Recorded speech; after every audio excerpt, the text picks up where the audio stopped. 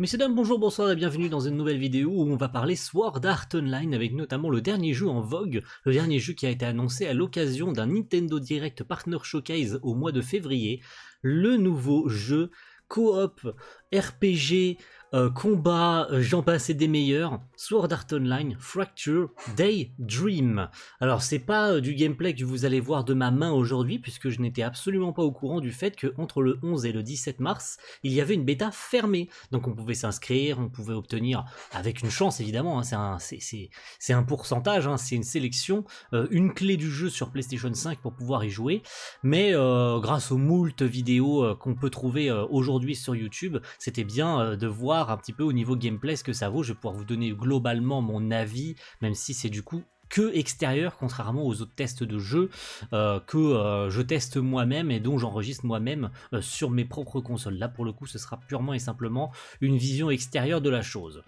Donc Fracture Daydream, je vous l'avais dit, il a été annoncé lors d'un Nintendo Direct à la surprise générale, surtout que Bandai a très souvent l'occasion de vouloir tester cette licence-là et de sortir moult jeux, puis de les abandonner, puis d'en sortir un autre, puis de les abandonner, puis d'en sortir un autre, puis de les abandonner. Les jeux consoles sont plus ou moins mauvais en fonction des années. On pense notamment au fameux Last Recollection que je vous ai fait sur la chaîne. D'ailleurs, un test qui a fait beaucoup de bruit, mais le jeu est juste pas bon, quoi. Je l'ai toujours pas relancé depuis ce temps-là. J'ai dû avancer peut-être une heure et demie dessus depuis, mais ça me donne pas envie de continuer du tout. Le jeu est juste pas fini, le jeu est juste pas bon. Par contre, ce Fracture Daydream, qui, il me semble, n'a pas d'histoire ou n'a pas de mode histoire, ça a l'air d'être essentiellement un jeu type un peu Battle Royale, type un peu Dynasty Warrior. Et de toute façon, vous aurez des images, hein. Je créditerai évidemment les personnes en mettant les chaînes YouTube d'où viennent les gameplays pour pas faire n'importe quoi. Puisque ce jeu peut se jouer à la fois, je crois, en solo. Donc vous avez des missions à remplir un peu à la Dynasty Warrior et tout, vous avez une carte gigantesque, donc c'est un nouveau jeu en fait, hein. L'histoire se passe dans un nouveau jeu comme à chaque fois dès qu'on a un nouveau jeu SAO, ou bien c'est dans la continuité du Gameverse sur console où on est dans la continuité, ou bien on est dans un nouveau jeu comme a pu l'être aussi Variant Showdown et tous les autres jeux de ce type-là, où Kirito, la team de tous les personnages de l'univers découvrent un nouveau jeu en réalité virtuelle et s'y connectent. Et en l'occurrence ici, dans ce nouveau jeu virtuel, ils peuvent revivre des expériences comme combattre des anciens boss. Et donc ça peut se jouer soit en solo, soit à 4, soit jusqu'à 20 joueurs. Donc ça a l'air assez immense. Et donc on a eu aussi pas mal de gameplay en ce qui concerne des tests faits au Japon en coop et tout, avec notamment les seiyuu qui jouaient et tout en direct. Donc on avait pu très rapidement apercevoir quel personnage était jouable, notamment d'ailleurs au niveau des personnages jouables, au niveau de la bêta, je crois on a Kirito, on a Argo, on a Lifa, je crois, on a peut-être aussi un Agil de jouable, c'est donc assez limité pour l'instant. Même si le bestiaire a l'air quand même assez lourd, on a l'air de pouvoir jouer Administrator, on a l'air de pouvoir jouer pas mal d'autres méchants de la licence pour combattre du coup les anciens boss de SAO. Est-ce que les environnements seront d'ailleurs les anciens paliers, ou tout du moins les paliers qu'on n'a jamais pu voir à l'époque, parce qu'on sait que le tout premier jeu console de SAO sur console à l'époque, je sais plus comment, Holo Fraction, ou je sais plus comment il s'appelle exactement, il était sorti en 2010-2011 et en fait on commençait du palier 76, donc après le combat de Kirito contre Heathcliff, et on montait jusqu'à l'étage 100. Là pour le coup, il est vrai que même dans Progressive, même dans l'œuvre originale, il y a un nombre de paliers qu'on n'a jamais vu. Est-ce que c'est l'occasion pour ce Daydream de proposer des environnements qui n'ont jamais été vus par les yeux des gens, ni même par Kawahara qui aura peut-être aidé, ou avec l'illustrateur original qui aura aidé à illustrer, à mettre en valeur et à dessiner des environnements qui n'existaient pas jusqu'alors. Ça peut être une occasion. Maintenant, on n'est clairement pas sur un jeu d'exploration, on est surtout sur un jeu de combat essentiellement, où vous avez des missions à remplir, exactement comme un warrior, c'est-à-dire que vous remplissez des missions, vous avez un temps limite pour finir la mission, à la fin de la manche, ou des 10 manches, ou des 10 missions, je vais dire une connerie, vous avez 9 missions à remplir, au bout de la 10e vous avez le boss.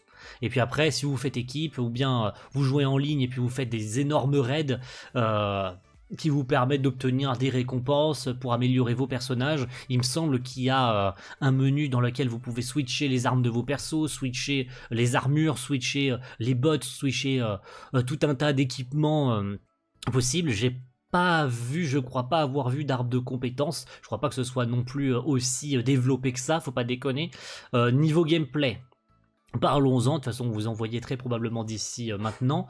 Ça a l'air plutôt rigide, mais cependant, ce manque de liberté est plutôt convaincant. Pourquoi? Parce que justement c'est cet attrait trop libertin qu'on a pu avoir dans les précédents jeux qui cassait un peu la dynamique. On avait l'impression de...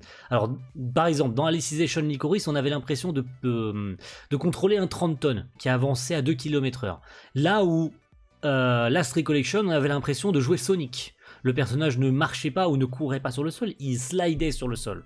Donc c'est pas plus mal d'avoir un jeu un peu plus rigide où les mouvements du personnage sont plutôt limités. On se contente d'avoir un Kirito qui court sur la carte, mais j'ai pas eu cette impression d'avoir eu un jeu mal fini. Alors c'est qu'une bêta, attention bien sûr. J'ose espérer qu'entre le tournage et la sortie de cette vidéo, il y aura eu déjà une date de sortie aussi.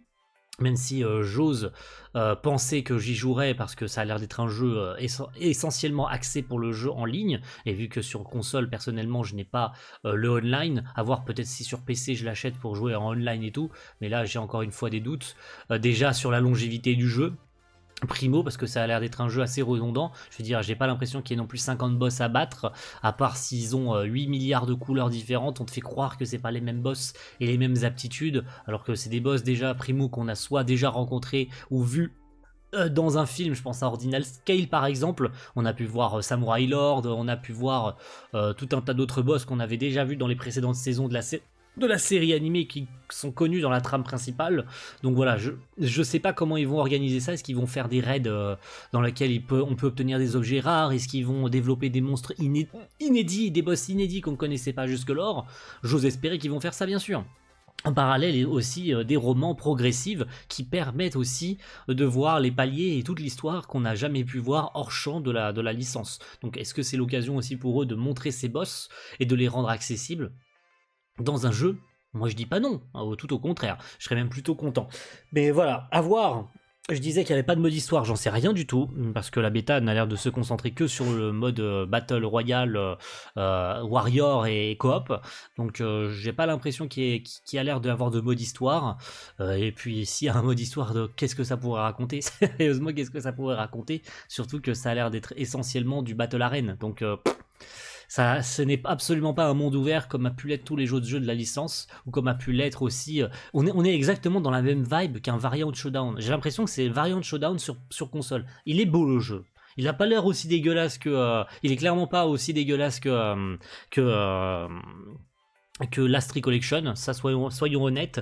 Ils ont l'air d'avoir fait au moins un minimum d'efforts au niveau des chara-design des personnages, des environnements et tout. Encore une fois, on peut pas dépasser les limites de la carte, on doit rester sur le terrain, on ne peut pas aller explorer la forêt, on ne peut pas aller explorer tel ou tel truc, ça a l'air d'être assez rigide, mais j'ai envie de dire c'est pas plus mal. On peut nous proposer tout et n'importe quoi sur la licence, de toute façon les gens continueront d'acheter, donc et moi j'en fais partie aussi. À voir si évidemment, encore une fois, ce jeu se joue essentiellement en coop en ligne, je l'achèterai probablement pas sur console. Voilà, on verra bien comment l'avenir nous le décrira. Mais voilà, le mode coop, bon, 20 sur un même terrain, ça a l'air drôle, mais à un moment donné, voilà, pareil, je doute de la longévité du jeu, je doute de qu'on puisse trouver très souvent des raids comme ça d'une vingtaine de joueurs. On risque très peu de temps après la sortie du jeu d'avoir des difficultés à trouver ces raids de 20 joueurs, surtout si le pic de joueurs dégringole, bah, trouver un raid de 20 joueurs, ça va prendre peut-être 20 minutes, ou voire 30 minutes, voire beaucoup plus, voire jamais en fait. Le jeu pourrait mourir très vite. Ouais, le jeu n'est pas déjà sorti, que je signe déjà son arrêt de mort. Parce que vu ce qu'a donné Variant Showdown sur PC, sur mobile, excusez-moi, le jeu a pas tenu un an avant d'être mis en maintenance pour une durée indéterminée. Voilà, c'est dire à quel point Bandai continue à se casser la gueule, à arrêter des jeux qui fonctionnent bien, qui fonctionnait très bien, mais parce qu'économiquement parlant, ça ne les intéressait plus de continuer à faire tourner le jeu, ils arrêtent ça pour sortir des jeux de merde derrière.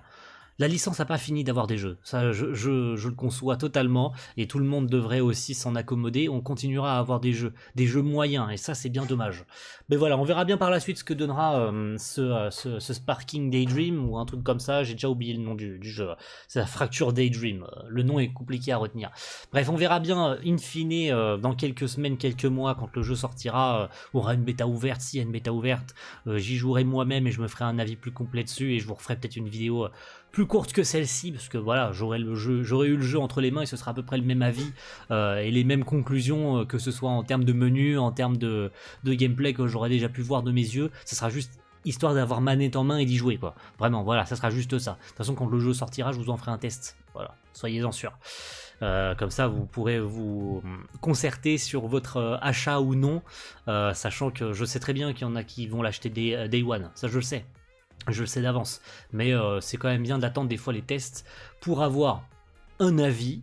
Voilà, ça se peut, vous pouvez totalement prendre en compte un avis, mais c'est quand même mieux de le faire soi-même. C'est quand même mieux de le tester soi-même, mais je peux comprendre que quand on a un jeu à 70 ou 80 euros, bon, je pense que ce jeu sera très honnêtement à 60 euros, il y a des chances qu'il le soit à 60 balles. C'est mieux quand même d'attendre des fois, ou parfois en l'occurrence, lapsus, que les gens fassent les tests à votre place avant de vous lancer, parce que très souvent on a des déceptions derrière et on regrette son achat. Mais voilà, chacun fait comme il veut après tout, j'ai envie de vous dire. Merci à tous d'avoir suivi cette petite vidéo, on se retrouve très vite pour soit pour une bêta ouverte, soit quand le jeu sortira au courant de cette année.